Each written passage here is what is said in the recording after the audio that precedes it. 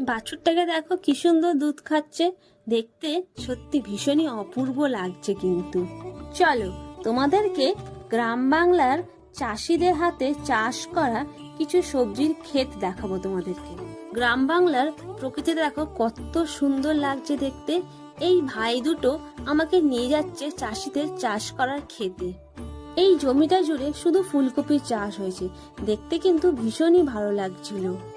এখানে অনেকগুলো ছোট ছোট ওলকপি হয়েছে, দেখো ওলকপিটাকে কত সুন্দর লাগছে দেখতে। আর পিছনে দেখি অনেক বিনস করারও গাছ হয়েছে।